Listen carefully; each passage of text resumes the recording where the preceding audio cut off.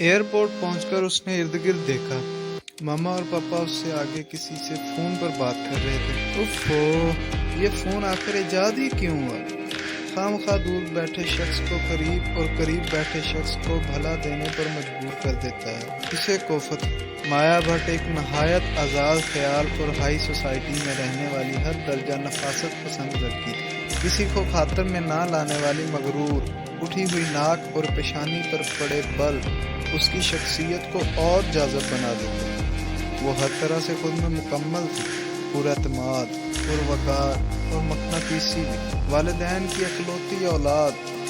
आज उन्हें महसूस है मुंबई की फ़्लाइट लेने। इसके वालिद किसी बिजनेस ट्रिप पर जा रहे थे, मगर वो ज़िद करके साथ चली। अपनी नशिस्त पर बैठने के बाद उसका मूड हनूस खराब था। तुम्हें क्या हुआ? ये मामा थी। आप लोगों को दूसरों से फुर्सत मिले तब ना, हम फैमिली हैं, महसूस ही कब होता है। कम ऑन माया, मामा ने मैगजीन का सफ़ा मुस्कुराते पलटा। एक चीज़ याद रखो, कभी भी किसी भी चीज़ या इंसान को खुद को आदी न बनने दो, वरना तन्हा रह जाओगी। वो फिर कुछ भी हो, वो खामोश होगी। मामा सही तो कह रही थी, मगर वो उन्हें कैसे बताती कि हमारी चाह हमें किसी चीज़ का आदी थोड़ी बनाती है। हमें तो खुद आदत पड़ जाती है, गैर इरादी, और बाज़ औक़ात हमें पता भी नहीं चलता। वहाँ से बात में सर हिलाते बाहर देखने लगी, जहाँ से उसका शहर उसे अलविदा कह रहा है। वो हड़बड़ा के उठी, शायद सो गई थी। उसने दाहिनी जानब देखा, उसकी वालदा भी घबराई हुई थी। उसे महसूस हुआ जैसे प्लेन बहुत तेज़ी से नीचे की जानब गिर रहा है। मामा, उसने पुकारा, ये क्या हो रहा है? मुझे कुछ नहीं पता। उसकी माँ के चेहरे पर हवाइयाँ उड़ रही थी। उनका प्लेन क्रैश होने वाला था, वजह उसे मालूम न हो सकी। उसने दोबारा अपनी माँ को देखा। अब क्या होगा? माया, तुम। उनका फिक्रा पूरा होने से कबल ही एक धमाके की आवाज़ उसने सुनी। उसने आखिरी बार जो चीज़ देखी वो आग थी। उसका ज़हन माऊफ हो गया। दर्द की शिद्दत का एहसास ही था जो उसने आंखें खोल दी। धुंधली बसारत के बायस उसे कुछ नज़र नहीं आया। उसने वापस आंखें बंद कर ली। फिर जब आंखें खोली तो जो भी उसे नज़र आया उसे खौफज़दा करने के लिए काफ़ी था। वो किसी जंगल में थी, जा बजा प्लेन के जले हुए टुकड़े जिनमें कुछ अब तक जल रहे थे। उसने महसूस किया कि उसका पाँव किसी चीज़ के नीचे दबा हुआ। उसने बड़ी मुश्किल से अपना पाँव आज़ाद करना चाहा तो उसकी चीख निकल गई। उसका पैर एक ऐसी लाश तले दबा हुआ था जो बुरी तरह मस्क हुई थी। उसने इधर उधर देखा तो और भी इसी तरह की लाशें मौजूद थीं। वो एकदम खौफज़दा होकर उठी और जिस तरफ बन पड़ा भागती चली गई। वक्त और जगह से बेपरवाह दौड़ती गई। रास्ते में कई मरतबा गिरी, मगर वो खौफ था जो उसे भगाए ले जा रहा था। सूरज अपना सुनहरी चेहरा कब का रुपोश कर चुका था, लेकिन वो बेतहाशा दौड़ती रही, यहाँ तक कि सड़क पर निकल आई और तभी एक तेज़ रफ्तार कार से टकरा गई। उसने खुद पर किसी को झुकते हुए महसूस किया। बसारत दोबारा धुंधलाने लगी। सुने गॉड, क्या आप मुझे सुन सकती हैं? वो पूछ रहा था, मगर माया का जहन तारीकी में डूब चुका था। फातिमा घर के दालान में कुर्सी डाले आंखें मूंदे तलावत कर रही थी। और उसी का है जो कुछ आसमान और ज़मीन में है, और जो कुछ उनके दरमियान है, और जो कुछ गीली मिट्टी के नीचे है। उसने अचानक आंखें खोल दी। हाँ बिल्कुल, लेकिन गीली मिट्टी तहत सरा का यहाँ जिक्र अलग लफ्ज़ लेकर किया गया है। क्यों? वो उलझी। फिर एक ख्याल आने पर स्टडी रूम की जानब लपकी। उसका स्टडी रूम बहुत खूबसूरत था। कमरे की 2 मुल्हिका दीवारों की छत तक जाती किताबों की अलमारी, फिर उन दीवारों के सामने शीशे की दीवार, और चौथी दीवार दरवाजे से मुंसलिक थी, जहाँ हाँफती कांपती खुद फातिमा खड़ी थी। चंद लम्हे सांसें हमवार करके वो किताबों की जानब आई। फिर मतलूबा किताब निकाल कर तहत सरा का मानी ढूंढा। अच्छा, मैं समझी। तहत सरा ज़मीन की आखिरी हदूद के बाद शुरू होने वाली गहराई, यानी कि पाताल। इसलिए इसे कुरान में अलग वर्ड के लेकर इस्तेमाल किया गया है। हाँ बिल्कुल ठीक। और وہ کچھ اور بھی کہتی جب عشاء کی اذان کانوں میں گونج گئی۔ وہ کتاب دوبارہ رکھتے نماز کے لیے چلی گئی۔ نماز سے فارغ ہو کر اٹھی ہی تھی جب مانوس سی دستک پر اس کے قدم دروازے کی طرف بڑھنے لگے۔ ساتھ ہی دوبارہ دستک ہوئی اور آواز بھی آئی، فاطمہ جلدی کرو۔ آ ہی گئی تھی بھائی آپ تو۔ اس کے الفاظ لبوں پر دم توڑ گئے کیونکہ اس نے اپنے بھائی کے بازوؤں میں ایک بے ہوش لڑکی دیکھی۔ وہ گھبرا کے آئی، اتنی دیر میں وہ اسے صوفے پر لٹا چکا تھا۔ بھائی کون ہے یہ؟ آپ کو کہاں ملی؟ اسے یہاں کیوں لے کر آئے؟ اس نے ایک سانس میں کئی سوال کر ڈالے۔ سانس تو لینے دو، نماز پڑھ لوں پھر بتاتا ہوں، وہ نقاہت زدہ لہجے میں کہتا اٹھ کر چلا گیا۔ فاطمہ اور عمر حقیقی بہن بھائی۔ عمر بڑا تھا، والدین کی وفات کے بعد اس نے اپنے والد کے کاروبار کو سنبھالا۔ فاطمہ قرآن کی طلبہ تھی اور اپنے بھائی سے از حد محبت کرتی تھی۔ وہ آج خلاف توقع ایک لڑکی کے ساتھ اسے وارد ہوتے دیکھ کر بہت حیران ہوئی۔ عمر کے جانے کے بعد وہ لڑکی کی طرف متوجہ ہوئی۔ وہ جو بھی تھی بہت خوبصورت تھی، مگر بکھرے بال اور برہنہ پاؤں پر زخموں کے نشان سے کافی کمزور لگ گئی تھی۔ فاطمہ نے اسے چادر لا کر اوڑھا دی اور سر پر ٹھنڈے پانی کی پٹیاں رکھنے لگی۔ عمر نماز پڑھ کے جلد ہی واپس آ گیا۔ وہ لب بھینچے سنجیدہ نظروں سے اسے دیکھ رہا تھا۔ بھائی یہ کون ہے؟ میں نہیں جانتا، میں تو خود حیران ہوں۔ وہ اب بھی جیسے کچھ سوچ رہا ہو۔ پھر آپ کو کہاں ملی؟ اسے یہاں کیوں لے کر آئے؟ میں گھر آ رہا تھا کہ سامنے سے یہ دوڑتی آ گئی۔ میں نے بریک ماری لیکن یہ بہت تیزی سے سامنے آ گئی، اور آج ہسپتال بھی ہڑتال ہے تو اسے یہاں لے آیا۔ چند جملوں میں اس نے بات مکمل کر دی۔ خدارا آپ نے ایک لڑکی کو کار سے ٹکر مار دی؟ فاطمہ نے آنکھیں نکالی۔ ماری نہیں، یہ آ گئی تھی، ہوش آنے دو، زخم زیادہ گہرے نہیں ہیں۔ عمر بگڑ کر بولا۔ آپ نے ٹکر ماری؟ فاطمہ نے شرارتی انداز میں کہا۔ تو عمر ابھی بتاتا ہوں کہہ کر اس کی جانب لپکا، مگر وہ بھاگ اٹھی۔ تیز روشنی کی آنکھوں پر پڑنے کا احساس ہی تھا جس نے اسے اٹھنے پر مجبور کیا۔ سر میں سخت درد محسوس ہو رہا تھا۔ اس نے آنکھیں کھول دی اور اچانک اٹھ بیٹھی۔ یہ کس کا گھر ہے؟ کون اسے یہاں لایا؟ اسے کچھ یاد نہیں آ رہا تھا۔ وہ اٹھی، دروازہ کھول کر باہر نکل گئی۔ سیڑھیاں اتر کر ارد گرد دیکھا، کوئی نظر نہ آیا۔ تبھی اس نے باہر کی طرف کھلتے دروازے کو دیکھا جہاں ایک آواز مسلسل فضا میں تحلیل ہو رہی تھی۔ فاطمہ حسب معمول پودوں کو پانی دیتے دیتے تلاوت کر رہی تھی۔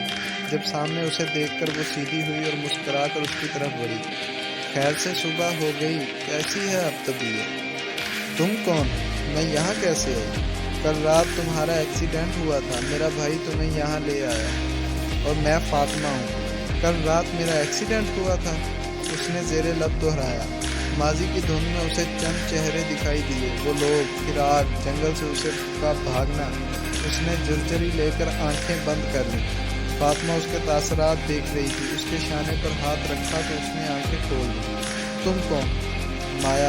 مایا بھٹ، اس نے فاطمہ کی آنکھوں میں دیکھ کے جواب دیا۔ عمر نے دروازہ کھولا تو سامنے اسے بیٹھے پایا۔ وہ آفس سے ابھی آیا تھا۔ مایا نے آہٹ پر چونک کر سر اٹھایا۔ ماتھے پر گرتے سیاہ بھوری بال، بھوری آنکھیں، سفید شرٹ جس کی آستین کوہنیوں تک مڑی ہوئی تھی، بلیک پینٹ، بائیں بازو پر کوٹ ڈالے اور داہنی ہاتھ میں بریف کیس پکڑے۔ وہ بھی اسے ہی دیکھ رہا تھا۔ کیسی ہیں اب آپ؟ فاطمہ کہاں ہے؟ مایا کا سکتہ ٹوٹا۔ وہ نماز کے لیے کہہ رہی تھی۔ اچھا، وہ رسمی مسکراہٹ کے ساتھ کچن میں آ گیا۔ السلام علیکم، فاطمہ نے دروازے سے جھانکتے کہا۔ خیر ہے، آج جلد آ گئے؟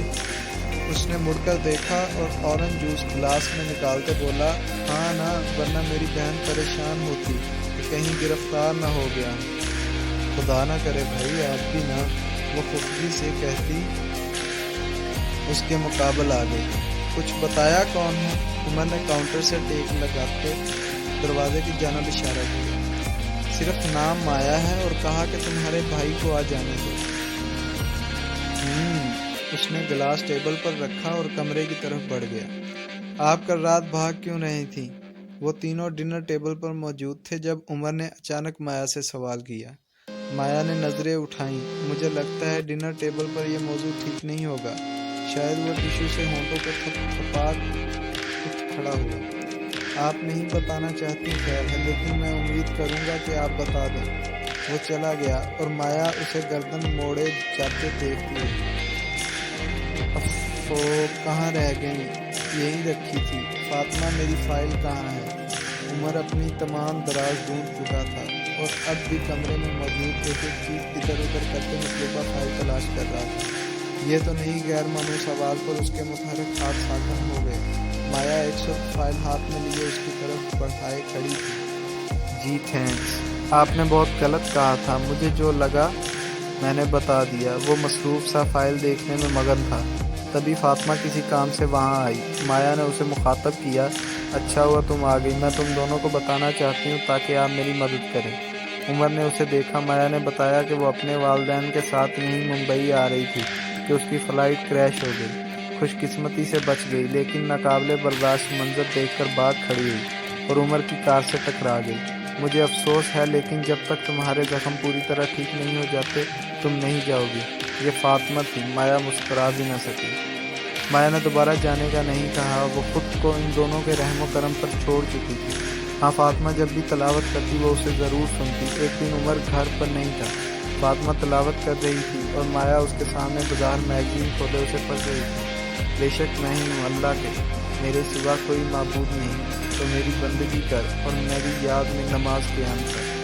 وہ بہت انہماک سے پڑھ رہی تھی۔ جب تلاوت مکمل ہو چکی تو اس نے سرسری نظر سامنے مایا پر ڈالی۔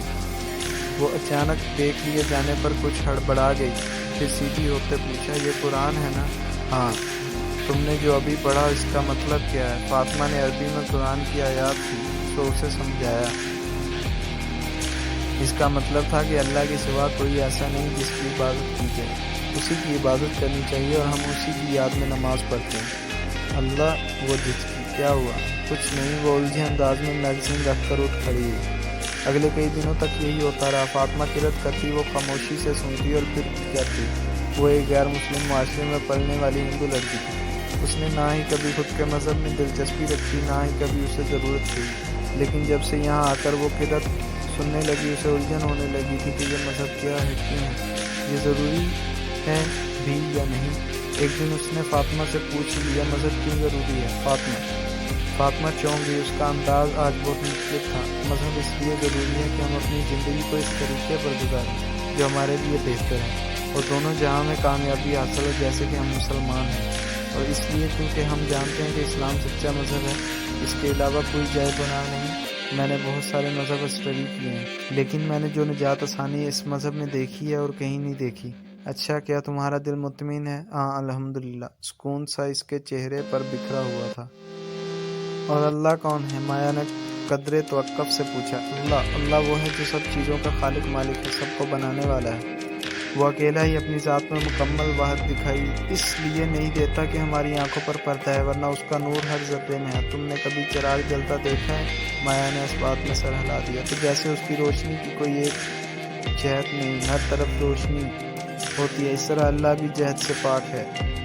اور تم جو کہتی ہو اشہد ان لا، مایا آتی، اشہد ان لا الہ الا اللہ و اشہد ان محمد عبدہ و رسولہ۔ فاطمہ نے پڑھا، ہاں اس کا مطلب کیا ہے اور یہ کیوں کہتے ہو تم لوگ؟ اس کا مطلب ہے کہ میں گواہی دیتی ہوں کہ اللہ کے سوا کوئی معبود نہیں، اور میں گواہی دیتی ہوں کہ محمد صلی اللہ علیہ وسلم کے اللہ کے بندے اور اس کے رسول ہیں۔ یہ اس لیے ضروری ہے کہ اس کے بغیر دین مکمل نہیں ہوتا۔ اس کا جو پہلا حصہ، اس میں ہم تمام مذہب کا انکار کرتے ہوئے اللہ کے واحد ہونے کا اعلان کرتے ہیں۔ ٹھیک، لیکن مایا کچھ اور بھی کہتی، مگر عمر کو چوکھٹ پر کھڑا دیکھ کر خاموش ہو گئی۔ فاطمہ نے اس کی نظروں کے تعاقب میں دیکھا تو وہ لب بھینچے کھڑا تھا۔ فاطمہ کمرے میں آؤ ذرا، اور کچھ دیر بعد وہ عمر کے سامنے موجود تھی۔ کیا ضرورت ہے تبلیغ کرنے کی؟ وہ استفسار کر رہا تھا۔ بھائی، اس نے پوچھا، تو تم نے سوچا تبلیغ کر دوں، ہے نا؟ وہ غیر مسلم ہے فاطمہ، میں نہیں چاہوں گا کہ کبھی تمہیں دقت اٹھانی پڑے۔ بھائی، میں ایک قرآن طلبہ ہوں، مجھ سے کبھی کوئی کچھ پوچھ تو میں اسے مایوس نہیں کروں گی، اس نے حتمی انداز میں کہا۔ فاطمہ، عمر نے اسے دیکھا، میں بس تمہیں محفوظ دیکھنا چاہتا ہوں، اگر اس کے والدین کل آ جاتے ہیں تو کیا سوچیں گے؟ بھروسہ رکھو نا مجھ پر، کچھ نہیں ہوگا۔ وہ مسکراتی ہوئی چلی گئی۔ عمر نے گہری سانس لی، پاگل لگی۔